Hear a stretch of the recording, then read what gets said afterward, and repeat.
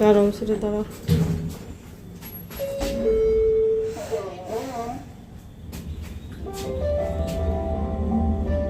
আসসালামু আলাইকুম। কি সুন্দর কোকিল ডাকে।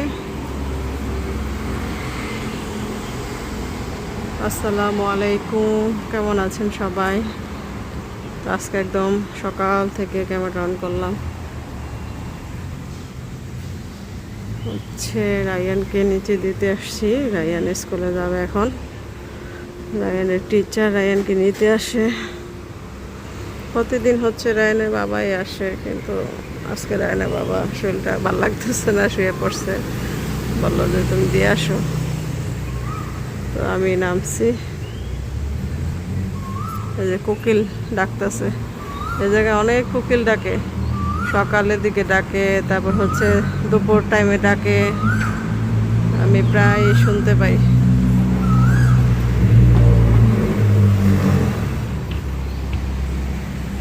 সকালের ওয়েদারটা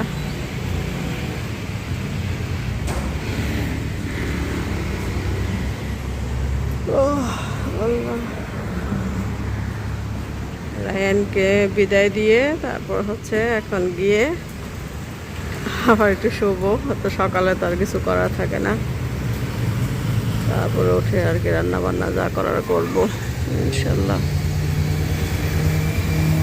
আজকে বৃষ্টি নাই, অনেক সময় সকাল থেকে বৃষ্টি পড়ে। বৃষ্টি হবে হয়তো, আরো পরে নামবে। ভিডিও করছে লাসের প্লেটটা কি বললে কাটা করা।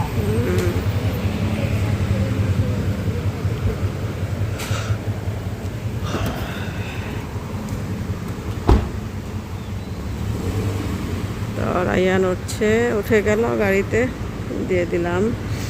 রায়ানের টিচার, মানে রায়ানের স্কুলের টিচার রায়ানকে নেয়। রায়ানের স্কুলের টিচার হচ্ছে যে আমার পরের বিল্ডিংটা থাকে।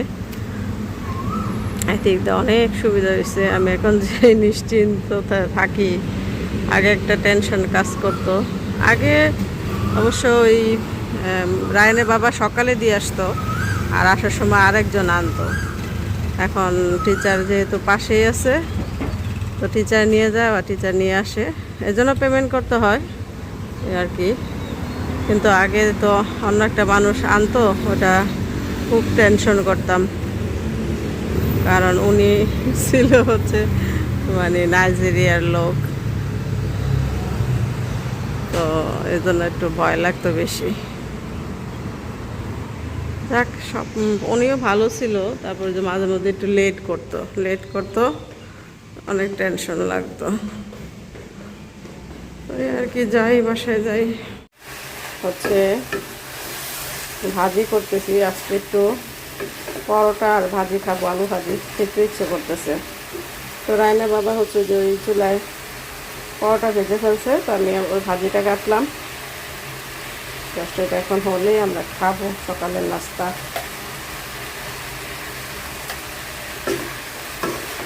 তাড়াতাড়ি করে কাটছি, একটু মোটা মোটা করে কাটছি। আর আজকে একটু অনেকক্ষণ ঘুমাইছিও, ঘুমায় একটু দেরি করে উঠছি, যেহেতু আজকে তেমন কোনো কাজ নাই, জাস্ট একটা অর্ডার আছে, সেটা বিকালে দিলেও চলবে, এর জন্য তাড়াহুড়া নাই। আর আইটেমও বেশি না, একটা আইটেম, তো সেটা দেখাচ্ছি কী করবো।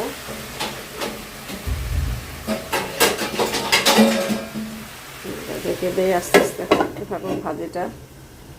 আর এই যেখানে নামাই নিছি সব, এই যে আজকে হচ্ছে শুধু একটা সবজির অর্ডার, 5 বক্স সবজির অর্ডার আর কি। সব সবজিগুলো নামাই নিছি, নাস্তাটা খেয়ে হচ্ছে সবজি কেটে কুটে বসাবো।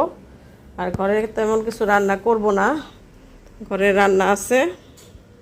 আর দেখি যদি কাশেম ভাইয়ের দোকানে রায়নের বাবাকে পাঠাবো, যদি শাক টাক পায় কিছু, একটা আইটেম শাক রান্না করব আজকে। আর পেঁপে খাওয়া, এই পেঁপে 2টা কাইটা ফ্রিজে রেখে দাও, নষ্ট হয়ে যাবো। আচ্ছা, পেঁপে খাওয়া হয় না, যেহেতু লেট করে উঠছি। কলা খাবো আর কি রুটি দিয়ে। আর এই যে এখানে হচ্ছে রুটি, 2টা রুটি ছিল বানানো, মানে এই রুটি ছিল, আমি অনেক সময় রুটি বানায় রাখি। আর এগুলো হচ্ছে ফ্রোজেন পরোটা, এগুলো সেকে নিছি।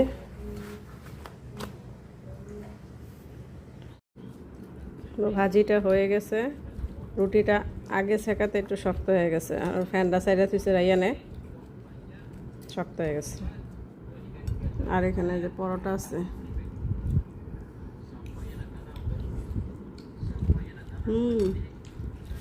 ভাজিটা অনেক ভালো হয়েছে।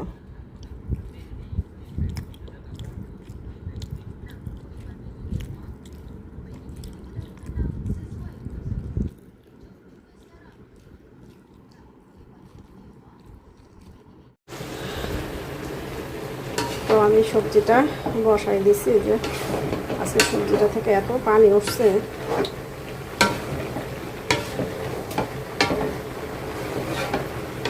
বেশি সবজি হলে একদম পানি উঠে পড়ে যায়। সবজিটা জাস্ট সিদ্ধ হলে বাগার দিব। আর আরেকটা কাজ আছে, সেটা হচ্ছে যেখানে হচ্ছে আমি মাছের মাথা ভিজাইছি, এটা দিয়ে শাক রান্না করব আজকে। শুধু একটা আইটেম, রায়হানকে দিয়েছিলাম একটু শাকই করতে, বাঁচতে যাক, যতটুকু পারছে বাড়ছে। এখন আমি বাকিটা একটু শেষ করি, এগুলো একটু কেটে কেটে নেই, যতটুকু পারছে যে কেটে এখানে রাখছে পানিতে। রায়হানকে দিয়ে আমি আসলে মাঝে মধ্যে টুকটাক কাজ করাই। কাজ প্রত্যেকটা মানুষেরই, ছেলে হোক মেয়ে হোক, যদি কাজ না করানো হয় তাহলে একদমই ওরা মানে বোঝে না, বড় হলে কিছুই বুঝবে না যে কী করতে হবে। ছোটোকাল থেকে একটু কাজ করালে টুকটাক একটু আইডিয়া হয়, আর মা বাবারও একটু উপকার আসে। আলহামদুলিল্লাহ রায়ান টুকটাক অনেক কিছুই পারে। আমি তো এখন সকালবেলা ওর নাস্তা রেডি করে দিই না, কারণ নাস্তা ও নিজেই রেডি করে খায়। ফ্রিজে পরোটা রুটি থাকে, ভেজে ডিম পোচ করে ওরটা ওই খায়। অনেক সময় আমারটাও রেডি করে রাখে, এই আর কি। তো এই যে জাস্ট আমি সবজিটা বাগার দিয়ে মাছটা রান্না করব, মানে শাকটা। তো অর্ডারের সবজিটা রান্না করে ফেলছি, রান্না হয়ে গেছে। এখন হচ্ছে আমার এই যে ঘরের রান্নাটা, শাকটা বসাই দিছি। মাথাটা সুন্দর করে একটু কষায়ে, সাথে 2 পিস মাছও ছিল একসাথে দিয়ে দিছি। তবে সিদ্ধ হয়ে গেছে মাথাটা। তারপরে এই যে ডাটাগুলো দিয়ে দিছিলাম, আর অল্প করে আলু দিছি। এখন হচ্ছে শাকটা দিয়ে দেবো। আজকে মজা করে শাক দিয়ে ভাত খাবো। সবসময় শাক খাওয়া হয় না প্রতিদিন, এই কাজ ওই কাজ টুকটাক থাকে আছে। শাকের মধ্যে মানে কতজন সময় দিতে হয়, শাক বাছরে দৌড়ে রান্ধো কাটো, অনেক ঝামেলা। সেই যেটুকু রান্না করতেছি 2 দিন হয়ে যাবে অনায়াসে,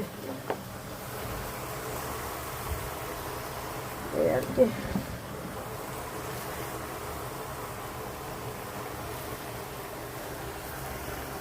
তো রান্না প্রায় শেষ। এখন টুকটাক এই যে হাত ধোয়া আছে, চুলা টুলা ক্লিন করবো, তারপর হচ্ছে কাজটা শেষ। তো এই হচ্ছে আমার আজকে ডেলিভারি, ছোট্ট একটা ডেলিভারি আলহামদুলিল্লাহ। এই হচ্ছে 5 বক্স সবজিটা আমি বক্সে বেড়ে নিলাম, একটু পরে হচ্ছে পাঠাই দিব, এই আর কি।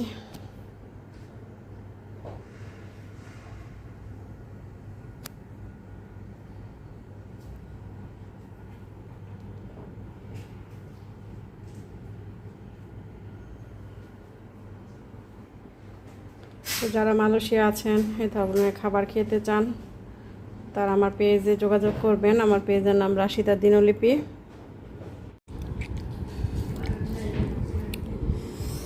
তো আমি হচ্ছে খেতে বসে পড়লাম।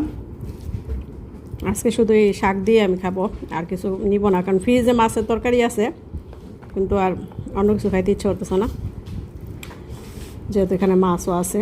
যে নিয়ে নিছি শাকটা।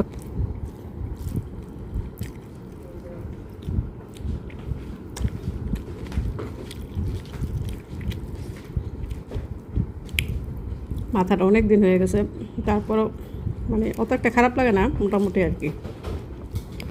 ফ্রিজে বেশি দিন থাকলে ওই মাছ আর মাথা যেটাই হোক ভালো লাগে না, ওর জন্য আর কি শাক দিয়ে রান্না করলাম।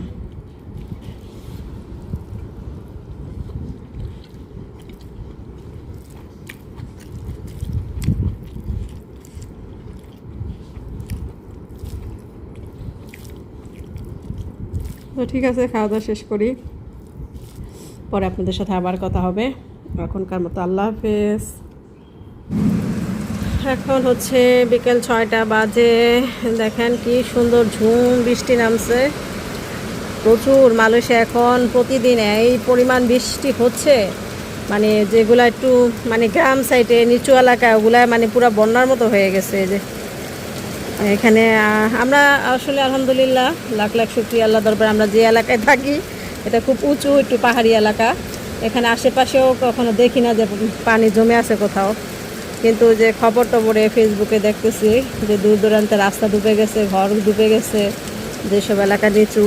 কারণ এখন মনে হয় মালয়েশিয়ার বর্ষার সিজন যাচ্ছে, প্রচুর বৃষ্টি হচ্ছে বর্ষার। এমনি তো মালয়েশিয়ায় হচ্ছে সব সময় বৃষ্টি হয়, মানে প্রতিদিন একবার না একবার হবেই। তো বর্ষার সিজনে একদম সকাল থেকে আরম্ভ হয়, সারাদিন বৃষ্টি হয় আর ঝুম বৃষ্টি হয়। কি ভালো লাগতেছে বৃষ্টিটা। আমি তো যে ডেলিভারিটা দিলাম, খাওয়া দাওয়া করলাম, শাক দিয়ে আজকে মজা করে ভাত খেয়েছি। এখন হচ্ছে যদি একটু শুই একদম নাই হয়ে যাব, মানে এমন বৃষ্টির আওয়াজ পেলে কাঁথা গায়ে দিয়ে শুয়ে থাকতে কি মজা লাগে। শুভ অবশ্য এখন একটু রেস্ট নিব, টুকটাক অনেক কাজ করছি, এমনি কোনো কিছু রান্না না থাকলেও টুকটাক কাজ করা পড়ছে। দূরের সিনগুলা অত একটা দেখা যাইতেছে না, একদম বৃষ্টিও মানে এখন একটা মানে ঠাডা যে পড়বো। মালয়েশিয়ার ঠাডার আওয়াজ শুনলে অনেক ভয় লাগে, এমন জোরে আওয়াজ হয়।